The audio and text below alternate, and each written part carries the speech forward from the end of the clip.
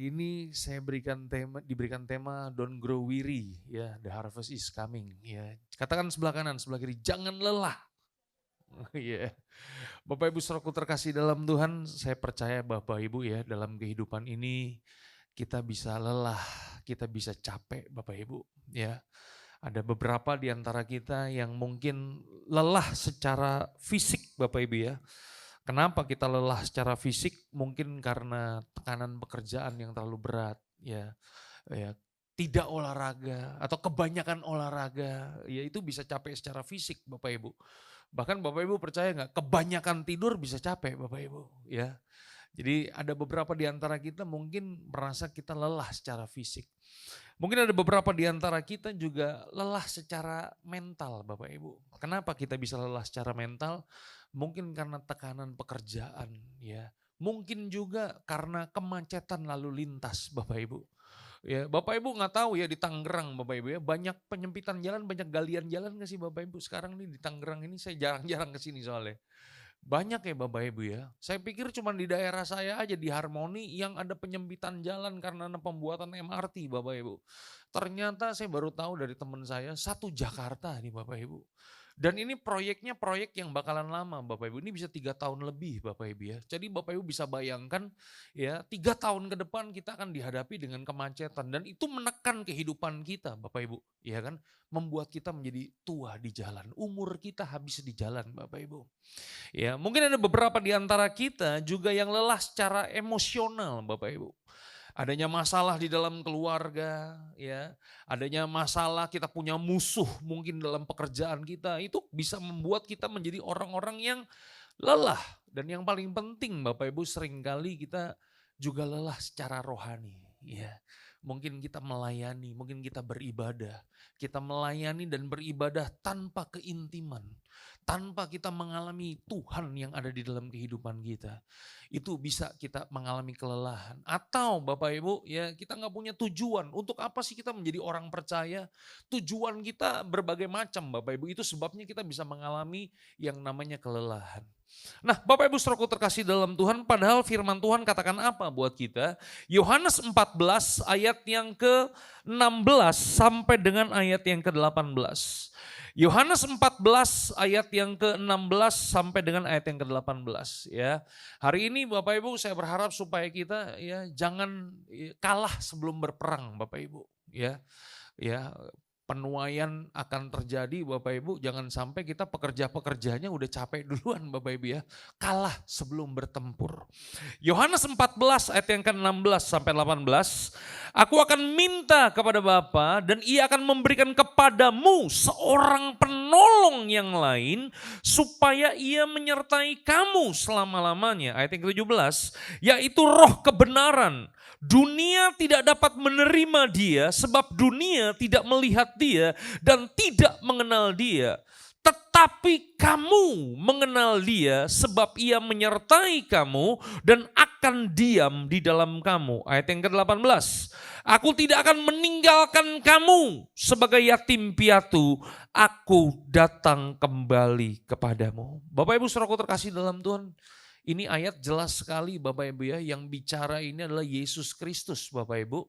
Sebelum dia terangkat ke surga Bapak Ibu, dia memberikan pesan kepada murid-muridnya Bapak Ibu. Ya, kita mengerti saat itu murid-muridnya sedang dalam keadaan ketakutan, mereka sedang galau Bapak Ibu. Kenapa? Karena gurunya akan ditangkap, disalibkan Bapak Ibu. Sehingga mereka menjadi sedih, mereka nggak tahu apa yang harus mereka kerjakan, tapi Yesus memberikan janji bahwa ada seorang penolong yang lain yang akan menyertai kamu. Bapak Ibu tahu siapa namanya? Ulang, siapa namanya? Wah. Bapak Ibu, sebelum saya khotbah lebih lanjut, saya mau cerita sedikit Bapak Ibu ya. Saya suka main sepeda Bapak Ibu. Satu hari waktu saya lagi beresin sepeda saya ada 4 Bapak Ibu ya. Satu hari salah satu sepeda saya lagi beresin Bapak Ibu. Tiba sampai di bengkel itu, ternyata yang punya sepeda itu punya anjing yang baru melahirkan Bapak Ibu. Ya tipe anjing beagle, Bapak Ibu tahu nggak? Ya warnanya bagus Bapak Ibu, tricolor. Ya anjingnya masih segini Bapak Ibu. Saya bawa pulang ke rumah. Kenapa saya bawa pulang ke rumah? Karena anak saya suka sekali binatang, Bapak Ibu. Rumah saya tuh kayak kebun binatang, iya kan? Rumah saya punya toke, Bapak Ibu. Ya, ada punya gecko, banyak gecko, Bapak Ibu ya. Ada ikan, ada tupai, ada sugar glider, ada yang terakhir anjing ini, Bapak Ibu ya. Cicak sih nggak ada. Kalau cicak di dinding, diam-diam merayap. Ya, nah satu hari Bapak Ibu saya bawa pulang anjing ini, Bapak Ibu kemudian dipelihara lah Bapak Ibu. Sekarang gedenya udah segini nih Bapak Ibu ya. Bagus anjingnya. Tapi yang membuat saya kesel Bapak Ibu, setiap kali saya pulang ke rumah, ini anjing gak pernah nyambut Bapak Ibu. Ya. Padahal saya sudah mengizinkan dia tinggal di rumah saya, tapi dia tidak menyambut saya, ya kan? Beda halnya kalau istri saya yang pulang atau anak saya yang pulang, Bapak Ibu. Kalau istri saya pulang ke rumah atau anak saya pulang ke rumah, Bapak Ibu, ini anjing langsung nyambut depan pintu, begitu bahagia, Bapak Ibu, lompat-lompat sampai muter-muter. Giliran saya pulang, boro-boro disamperin, Bapak Ibu, ya kan? Selidik punya selidik Bapak Ibu, kenapa anjing ini cuek sama saya? Dan kenapa setiap kali anak dan istri saya pulang selalu disambut? Karena istri dan anak saya selalu memberi makan. Selalu kasih cemilan Bapak Ibu. Selalu dibelai-belai, diusap-usap, digaruk-garuk. Begitu luar biasa, bahkan anak saya tidur bersama dengan anjing. Anjing ini kami beri nama Cookie. Bapak Ibu saudaraku terkasih dalam Tuhan, saya mau kasih tahu Bapak Ibu, binatang aja. Kalau kita kasih makan, kita kasih perhatian, dia begitu peduli dengan kita. Setuju gak? Itu binatang. Bagaimana dengan Roh Kudus Bapak Ibu? Siapa Roh Kudus Bapak Ibu? Roh Kudus ini bukan hanya sekedar kuasa. Roh Kudus bukan hanya sekedar manifestasi. Oke, tapi Roh Kudus itu adalah pribadi. Pribadi artinya apa? Roh Kudus ini punya perasaan, punya kehendak Bapak Ibu. Saya kasih contoh Bapak Ibu ya, Efesus 4 ayat yang ke-30, firman Tuhan katakan apa? Efesus 4 ayat yang ke-30, dan janganlah kamu mendukakan Roh Kudus yang telah memateraikan kamu menjelang hari penyelamatan. Roh Kudus itu bisa pribadi Bapak Ibu, dia bisa happy, dia bisa berduka. Dan ketika kita menerima Yesus sebagai Tuhan dan Juru Selamat, Roh Kudus itu berdiam di dalam kita Bapak Ibu. Ya, masalahnya adalah kebanyakan kita memahami kalau kuasa Roh Kudus itu hanya dimiliki pendeta atau hamba Tuhan. Ya kan? Kalau ada pendeta ya kan berdiri di mimbar, kemudian dia berkata, pagi ini saya mencium bau dosa. Tadi malam ada yang bikin dosa, ya, mengakulah di hadapan Tuhan. Kita langsung berpikir ini pendeta disertai dengan kuasa Roh Kudus, ya kan? Bapak Ibu saudaraku terkasih dalam Tuhan, itu kesalahan kita, Bapak Ibu. Hari ini Bapak Ibu saudaraku terkasih dalam Tuhan, firman Tuhan katakan dalam 2 Timotius 1 ayat 14, Alkitab katakan begini, peliharalah harta yang indah yang telah dipercayakannya kepada kita oleh Roh Kudus yang diam di dalam kita Bapak Ibu. Jadi Roh Kudus itu berdiam di dalam kita, diberikan kepada kita Bapak Ibu. Halo? Oleh sebab itu kalau Roh Allah ada dalam kehidupan kita, jangan diabaikan Bapak Ibu. Halo? Katakan sama-sama, diabaikan. Saya mau nanya, saudara sebagai manusia, mau gak diabaikan? Saudara tahu apa itu diabaikan? Diabaikan tuh begini, saudara hadir gak hadir, gak ada yang peduli sama saudara. Gak ngefek. Itu diabaikan Bapak Ibu. Bapak Ibu perhatikan doa-doa kita. Ketika kita berdoa, kita seringkali menyapa Bapa, Allah. Kita menyapa Yesus. Tapi seringkali Bapak Ibu, kita nggak pernah nyapa Roh Kudus. Halo? Padahal Yesusnya udah di sana Bapak Ibu. Dan Roh Kudusnya diberikan kepada kita. Tapi Roh Kudusnya kita cuekin Bapak Ibu. Halo? Saudara bisa bayangkan kalau ada seseorang bertamu di rumah saudara, dia udah duduk di ruang tamu saudara. Tapi saudara cuekin, lalu lalang, lalu lalang, lalu lalang. Ya, karena dicuekin dia pulang Bapak Ibu. Besok paginya dia datang lagi Bapak Ibu, dicuekin lagi. Kalau dia datang masih sekali dua kali, mungkin dia masih bisa berpikiran positif. Tapi kalau tiap minggu dia datang dan selama setahun dia datang, saudara terus abaikan tamu itu, percayalah tamu saudara bisa kepahitan sama saudara. Kenapa? Diabaikan Bapak Ibu. Yang mengerti katakan amin. Kesalahan terbesar orang Kristen masa kini adalah Roh Kudus telah dicurahkan bagi kita, tetapi kita hidup mengabaikan Roh Kudus itu sendiri. Siapa yang sudah percaya Yesus lebih dari 10 tahun, 15 tahun, 20 tahun? Yang baru 5 tahun, yang baru 1 tahun. Berarti ada juga ya kan. Baru tadi malam bertobat atau gimana? 1,5 tahun yang lalu. Saya baru semalam bertobat. Paginya udah bisa berkhotbah. Bapak Ibu Saudara terkasih dalam Tuhan, kita udah bertahun-tahun percaya Tuhan. Itu artinya kita telah bertahun-tahun mengabaikan Roh Kudus Bapak Ibu. Hari ini saya gak mau bicara karunia Roh Kudus Bapak Ibu ya. Hari ini saya mau bicara tentang pribadi Roh Kudus. Padahal begini Bapak Ibu, kalau kita tidak mengabaikan Roh Kudus, kita hidup intim dengan Roh Kudus, kita akan menjalani sebuah kehidupan yang luar biasa. Amin.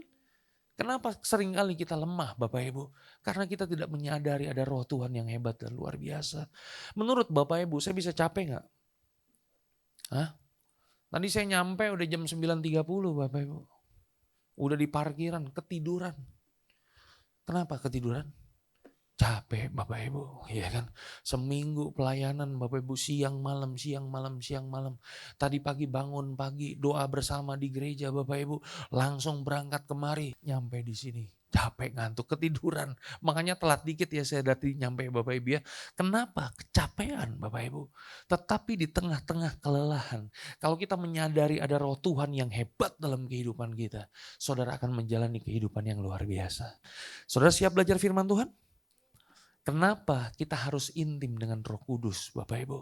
Yang pertama Bapak Ibu, karena hidup kita akan penuh dengan kuasa. Oke? Kisah Rasul 1 ayat yang ke-8. Ini ayat yang udah sering kali kita baca. Tetapi kamu akan menerima kuasa kalau Roh Kudus turun ke atas kamu dan kamu akan menjadi saksiku di Yerusalem dan di seluruh Yudea dan Samaria dan sampai ke ujung bumi. Katakan sama-sama, sampai ke ujung bumi. Ya, sampai ke ujung bumi itu artinya saudara gak perlu ke ujung bumi. Kenapa? Karena bumi gak ada ujungnya. Bumi itu bulat Bapak Ibu. Kita gak percaya bumi itu datar Bapak Ibu ya. Ada yang percaya bumi itu datar? Bertobatlah Bapak Ibu ya kan. Bumi itu bulat gak ada ujungnya ya. Pergi ke ujung bumi itu saudara gak perlu keluar dari BSD. Gak perlu. Gak perlu keluar dari Jakarta, gak perlu keluar dari Indonesia. Ujung bumi itu dalam bahasa aslinya dipakai kata kosmos. Katakan saja kosmos. Saudara tahu kosmos? Bukan tempat naruh beras Bapak Ibu ya, itu kosmos juga ya kan. Kosmos itu artinya tatanan, yang artinya begini, kemanapun saudara pergi, dimanapun kaki saudara melangkah, itu adalah ujung bumi buat saudara. Artinya begini, saudara bisa jadi saksinya Tuhan di supermarket.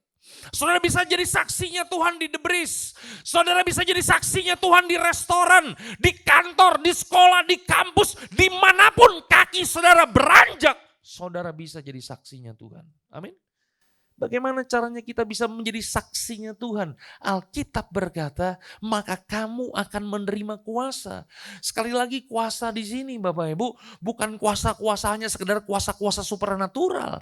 Bisa nggak kita punya kuasa orang yang buta berjalan, yang lumpuh melihat? Orang buta bisa jalan nggak? Orang lumpuh bisa melihat nggak? Yang salah siapa? Jangan main-main sama pendeta. Pendeta jago ngeles. Bisa gak kita punya kuasa seperti itu? Bisa Bapak Ibu. Tapi seringkali Bapak Ibu, kita seringkali mematok bahwa kuasa Tuhan hanya sekedar yang supranatural. Padahal kuasa Tuhan bisa kita aplikasikan dalam kehidupan kita sehari-hari Bapak Ibu. Ya, artinya apa? Kalau kita hidup dengan kuasa, Tuhan memberikan kemampuan kepada kita untuk kita bisa mengatur diri kita sendiri, Bapak Ibu. kuasa Tuhan dicurahkan buat semua orang percaya yang hidup di dalam perjanjian baru. Artinya apa? Artinya kuasa ini bisa membantu kita, memberikan kekuatan kepada kita untuk kita bisa mengatur keuangan kita dengan benar. Halo? Karena ada begitu banyak orang Kristen, kebaktian rajin, doa rajin, ngatur duit gak bisa. Pernah lihat orang Kristen model kayak begitu? Ngaku, bilang begini. Halo? Itu dia Bapak Ibu. Kuasa ini bisa membuat kita bisa mampu menjadi orang-orang yang disiplin, mengatur waktu kita dengan benar Bapak Ibu. Halo? Karena ada begitu banyak orang, begitu luar biasa sama Tuhan, tapi disiplin waktu gak bisa Bapak Ibu. Kuasa ini bisa kita aplikasikan dalam kehidupan sehari-hari untuk kita bisa mengatur kehidupan kita secara pribadi, Bapak Ibu.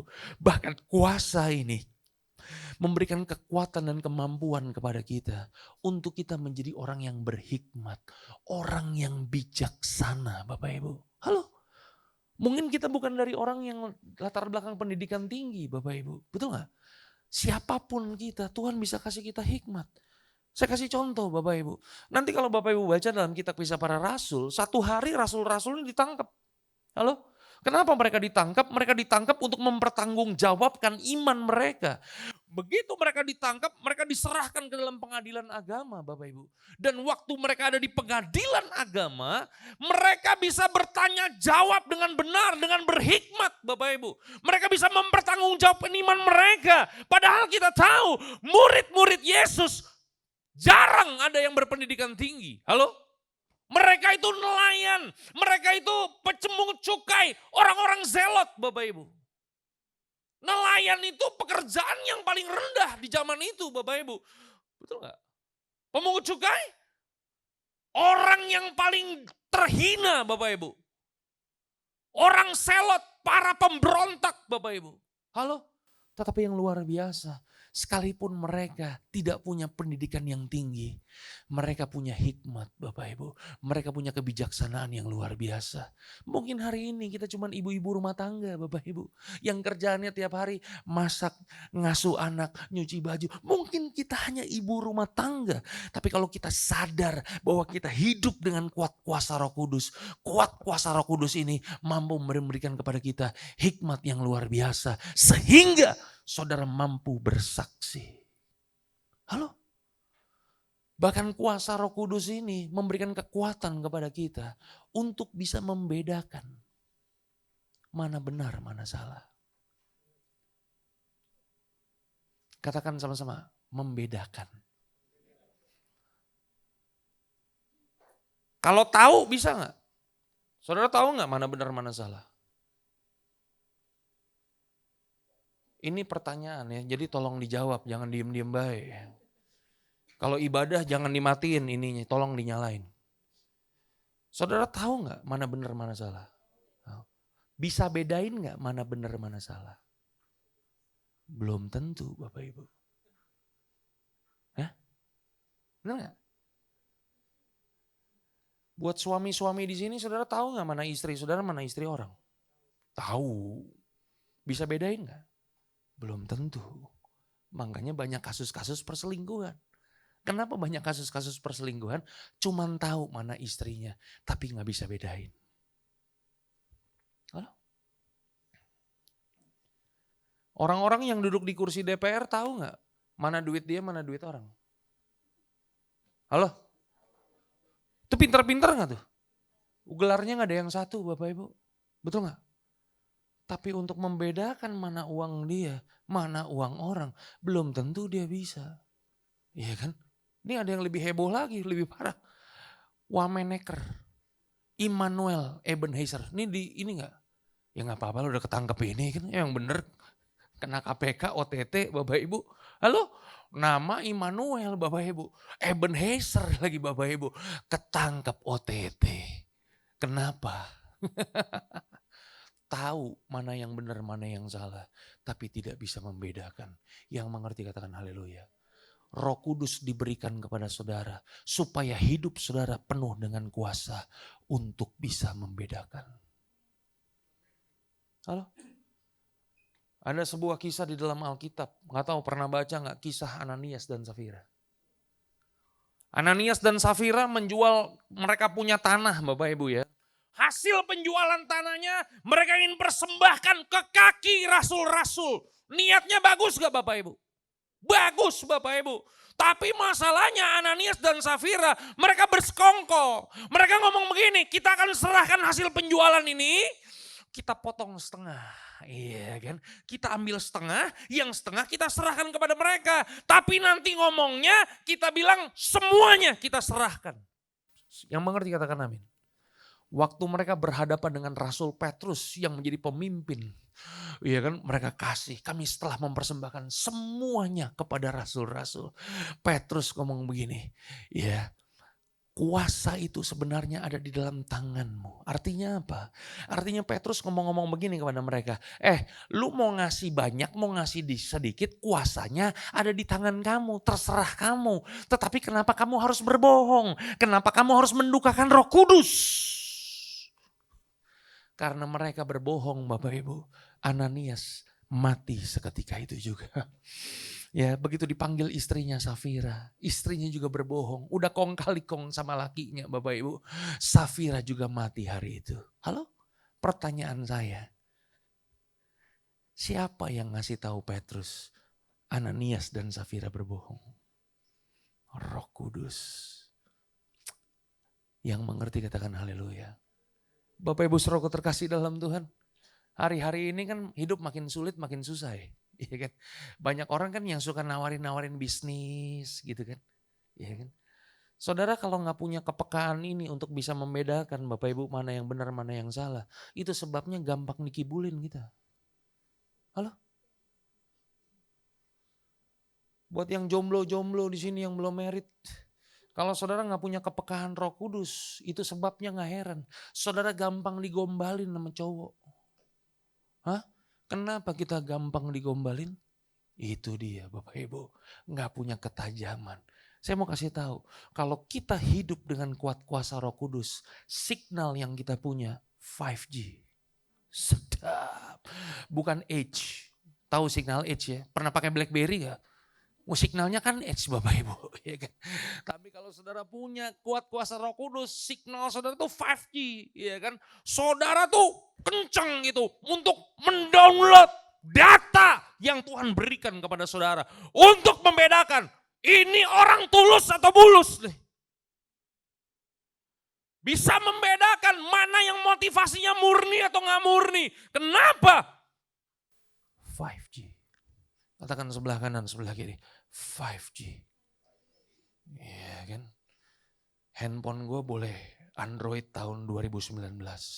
Tapi hati gue 5G. Sedang. Amin. Kuasa Roh Kudus ini. Makanya gini Bapak Ibu ya. Praktek, belajar praktek. Kalau ada keluarga kita yang sakit, anak kita sakit, suami kita sakit, jangan buru-buru panggil pendeta. Saudara praktek sendiri, doain, tumpang tangan. Halo? Doain, percaya dengan iman. Kalau di rumah saudara ada kuat kuasa kegelapan, jangan buru-buru panggil pendeta. Jangan saudara kira pendeta juga takut setan, enggak. Karena roh yang ada di dalam saudara jauh lebih besar daripada roh-roh yang ada di dalam dunia ini. Betul gak sih? Kadang-kadang kita orang Kristen lucu Bapak Ibu ya kan. Kita ketemu setan takut, setan ketemu kita juga takut. Saudara tahu ya, pernah nonton film humor gak? Komedi.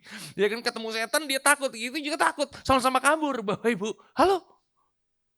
Padahal saudara punya kuat kuasa supranatural dalam kehidupan saudara. Betul gak? Kalau saudara punya keintiman, saudara punya kuasa. Jangan seperti anak-anak Imam Skewa.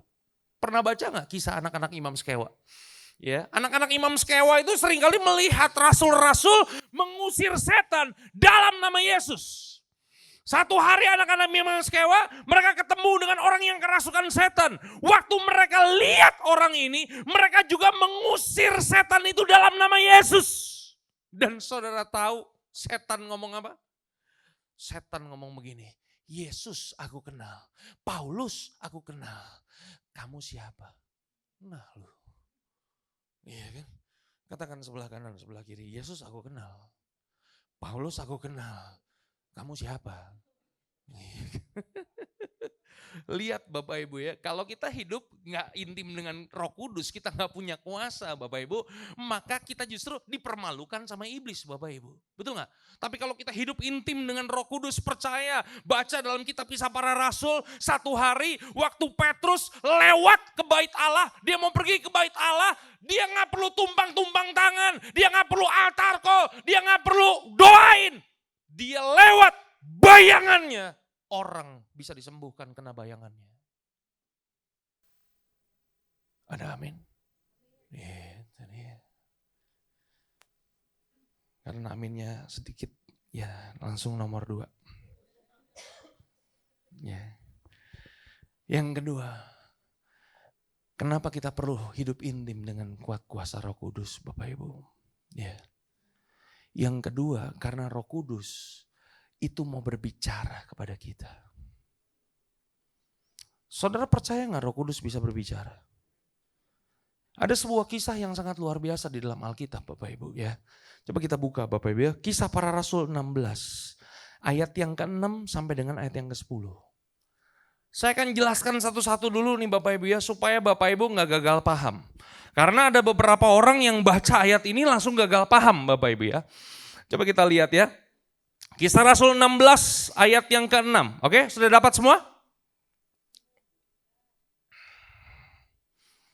Bawa Alkitab Bapak Ibu? Bawa ya. Udah? Mereka melintasi tanah Frigia dan tanah Galatia karena Roh Kudus, apa katanya? Mencegah mereka untuk memberitakan Injil di Asia. Oke. Bapak Ibu, Roh Kudus itu bukan, kalau kita baca ayat ini, bukan menyuruh kita untuk memberitakan Injil, bukan. Oke. Waktu Paulus dan Silas, mereka memberitakan Injil, tapi dilarang Bapak Ibu. Kenapa? Nanti saya akan jelaskan di belakang Bapak Ibu ya. Ya, bukannya Roh Kudus tidak mengasihi Asia, sehingga dia mencegah Paulus dan Silas untuk menginjil di Asia. Roh Kudus Tuhan mencintai Asia. Yang mengerti katakan haleluya. Ayat yang ke-7 firman Tuhan katakan apa? Ya, dan setibanya di Misia mereka mencoba masuk ke daerah Bitinia, tetapi Roh Yesus tidak mengizinkan mereka. Ayat yang ke-8, setelah melintasi Misia mereka sampai di Troas. Perhatikan baik ayat yang ke-9. Pada malam harinya tampaklah oleh Paulus suatu penglihatan. Ada seorang Makedonia berdiri di situ dan berseru kepadanya. Katanya, menyeberanglah kemari dan tolonglah kami. Ayat yang ke-10 kita baca sama-sama. 1, 2, 3. Setelah Paulus melihat penglihatan itu, segeralah kami mencari kesempatan untuk berangkat ke Makedonia. Karena dari penglihatan itu kami menarik kesimpulan bahwa Allah telah memanggil kami untuk memberitakan Injil kepada orang-orang di. Jadi akhirnya mereka kemana? Makedonia. Saudara lihat ya. Mereka mau ke Asia, Roh Kudus mencegah mereka. Mereka mau ke Bitinia, Roh Yesus mencegah mereka. Malamnya mereka tidur dapat penglihatan. Akhirnya mereka memutuskan untuk pergi kemana? Makedonia. Sampai di Makedonia, mereka sampai di sebuah kota kecil namanya Filipi, Bapak Ibu. Dan di Filipi inilah kemudian ya, mereka bukan disambut dengan KKR.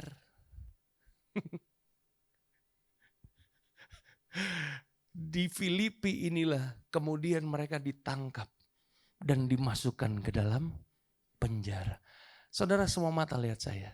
Kita kalau nggak dewasa rohani, bisa nggak kita kepahitan sama Roh Kudus?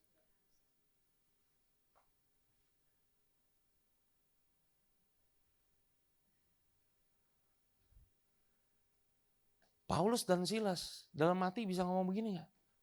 Gue udah mau pergi ke Asia, lu larang-larang. Gue udah mau pergi ke Bitinia, lu larang-larang. Lu suruh gue ke Makedonia, gue sampai di Makedonia, ditangkap masukin penjara. Bisa kepahitan gak? Bisa banget Bapak Ibu. Halo?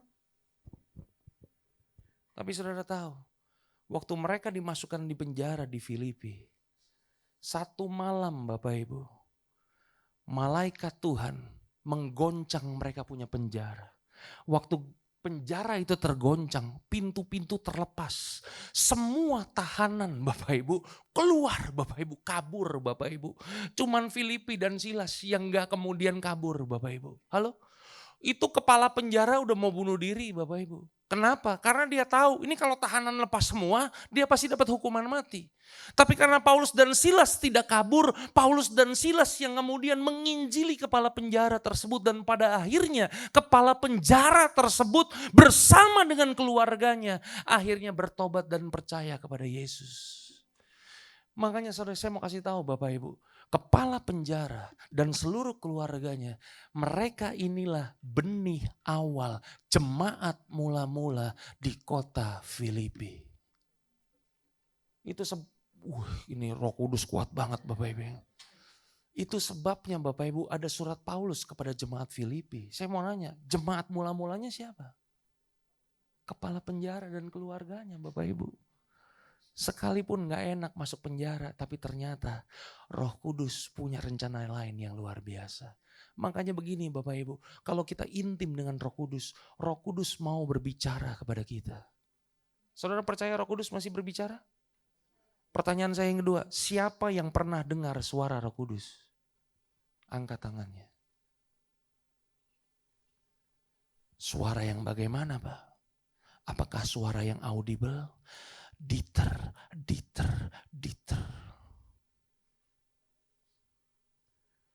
Saya bertobat umur 20, sekarang 44.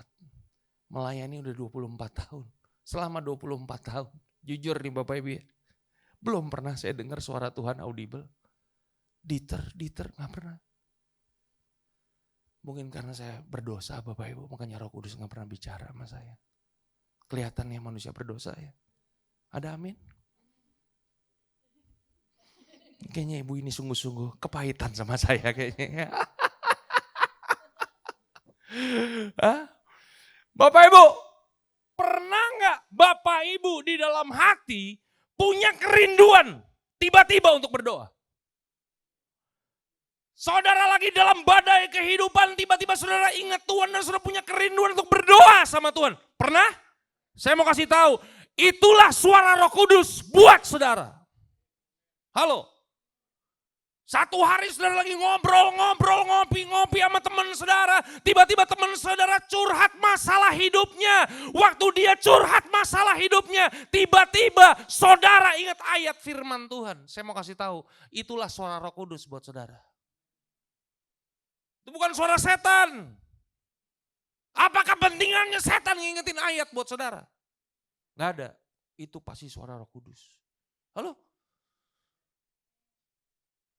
Tiba-tiba satu hari saudara ingat musuh saudara, orang yang ngeselin sama saudara, tiba-tiba dalam hati bicara, ampunilah.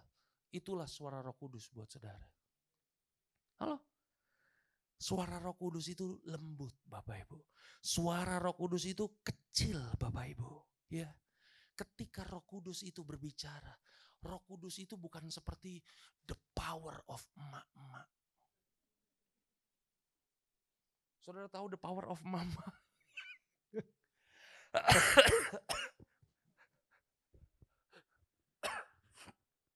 Tahu ya? Mama punya anak Bu. Umur berapa? Oh ini, mana? Oh ini, iya kan. Namanya siapa?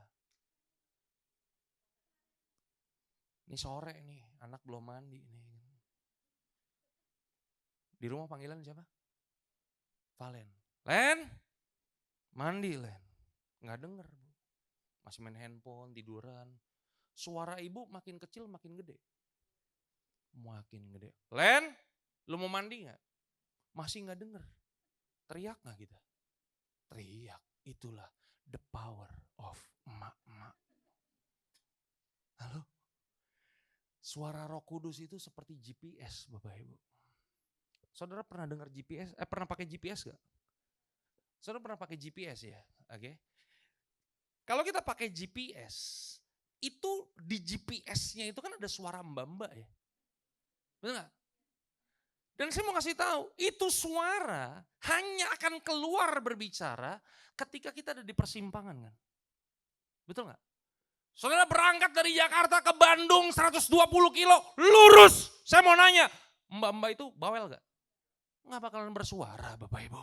Dia akan bersuara ketika ada di persimpangan. 500 meter lagi belok kiri. 400 meter lagi belok kiri. Dia akan berbicara ketika kita ada di persimpangan kanan atau kiri Bapak Ibu. Makanya gini Bapak Ibu. Kalau hidup saudara lurus, makanya dia gak akan berbicara. Oke? Tapi begitu saudara sudah mulai mau menyimpang kanan dan kiri, maka dia akan mengingatkan saudara untuk kembali ke jalan yang seharusnya. Itulah suara Roh Kudus. Halo? Saudara, sini ada yang pakai kendaraan mobil gak? Pakai seat belt kan? Halo? Itu kalau seat beltnya gak kepasang Bapak Ibu, ada suara alarmnya gak? Hah? Ada gak di antara kita di tempat ini yang beli mobil baru? Pak, ini alarmnya boleh dimatiin gak Pak? Ada yang kayak begitu? Atau di antara kita naik mobil, seat beltnya di belakang Pak. Katakan sebelah kanan, sebelah kiri. Itu cuma orang-orang BSD doang yang begitu. Bener ya Pak ya? Hah? Padahal begini, itu alarm seat belt Bapak itu berguna buat kita untuk kasih peringatan buat kita. Halo, betul gak? Roh Kudus mau berbicara kepada kita, suaranya lembut. Tapi kenapa Roh Kudus berbicara kepada kita?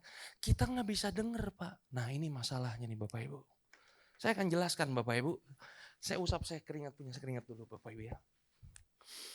Bapak Ibu, saudara punya kerinduan gak bangun pagi, baca firman Tuhan, nyembah Tuhan, punya ya? Kalau saudara mau bangun pagi, apa yang saudara pasang? Alarm, oke? Kalau saudara pasang alarm, setiap pagi ketika alarm itu bunyi, buru-buru saudara matiin. Bunyi, saudara matiin lagi. Bunyi, saudara matiin lagi. Maka apa yang terjadi? Maka telinga saudara akan menjadi terbiasa dengan bunyi yang tidak saudara sadari itu. Halo? Itu sebabnya kerinduan bangun jam 5, kenyataan bangun jam 8. Kenapa? Kebanyakan dimatiin. Oke? Halo? Benar gak? Saudara dengar firman Tuhan, ampunilah orang yang bersalah kepadamu. Tapi suara itu buru-buru saudara kecilin, maka apa yang terjadi? Maka suara itu gak akan berbicara lagi kepada kita. Karena selalu kita buru-buru kecilin Bapak Ibu. Halo? Itu sebabnya kalau kita mau punya kepekaan untuk mendengar suara Allah dalam kehidupan kita. Saudara mungkin harus semakin intim. Ketika dia berbicara jangan buru-buru dimatiin. Ketika dia berbicara jangan buru-buru dipelanin Bapak Ibu. Ampunilah orang yang bersalah kepadamu. Langsung kecilin. Ada orang susah tolong. Langsung kecilin. Lama-lama saudara akan mengalami tuli rohani.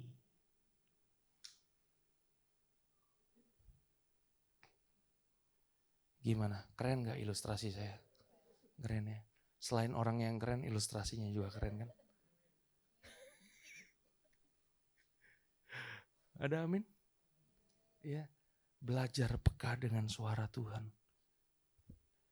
Yang ketiga, yang terakhir. Matius 3 ayat yang ke-11. Matius 3 ayat yang ke-11. Jangan lelah.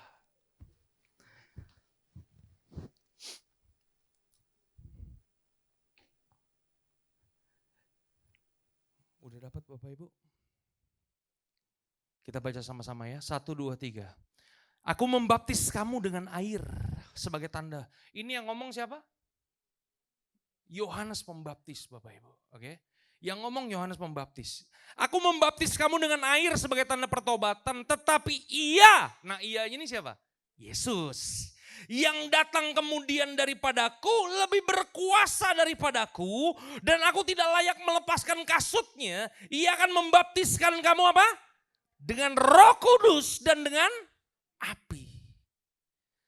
perhatikan baik Bapak Ibu, Roh Kudus digambarkan seperti apa? Api.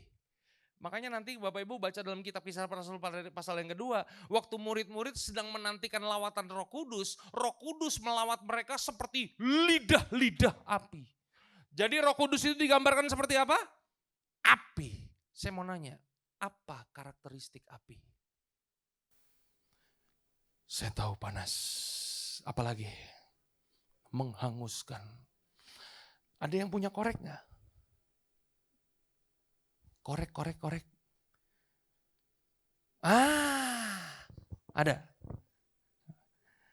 Paling rohani nih dia nih bawa korek nih. Nyala nggak bro?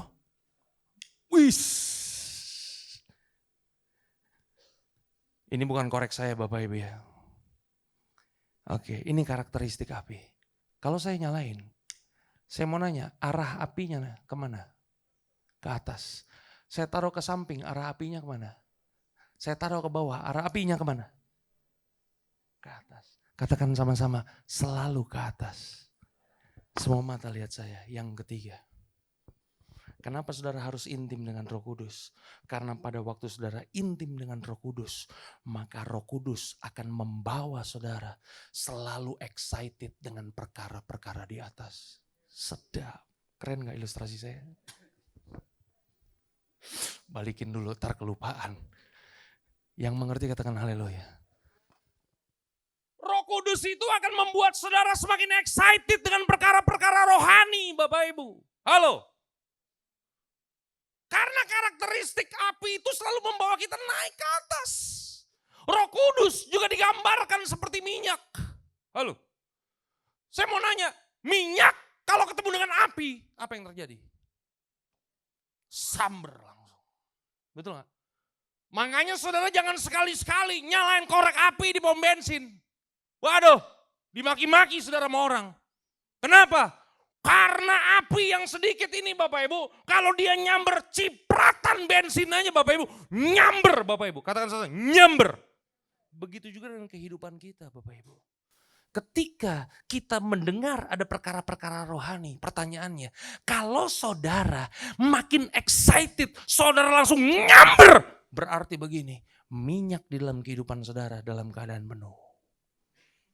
Tapi kalau saudara dengar perkara-perkara rohani, ya males gue. Ayo doa, males gue. Ayo baca firman Tuhan, minggu depan juga bisa. Ayo kebaktian, entar lagi dah. Kalau saudara gak excited, iya kan? Saudara menunda-nunda, itu membuktikan bahwa cadangan minyak di dalam diri saudara itu sudah mulai menipis. Halo? Boro-boro mau menuai Pak, doa aja males. Katakan sama-sama, males. Jangan Bapak Ibu. Halo? Itu sebabnya kenapa kita perlu intim dengan kuat kuasa Roh Kudus Bapak Ibu. Karena itu akan membawa kita kepada perkara-perkara rohani. Bukan berarti saudara gak boleh menikmati kehidupan ini Bapak Ibu. Boleh nikmatin hidup ini gak? Nonton TV boleh gak? Netflix? Tergantung filmnya. Kalau film-film Spanyol 18 ke atas ngapain ditonton? Film dokumenter boleh lah yang mendidik. Halo? Nonton bioskop boleh gak? Nah loh. Ya tergantung juga filmnya. Suster ngesot ngapain ditonton?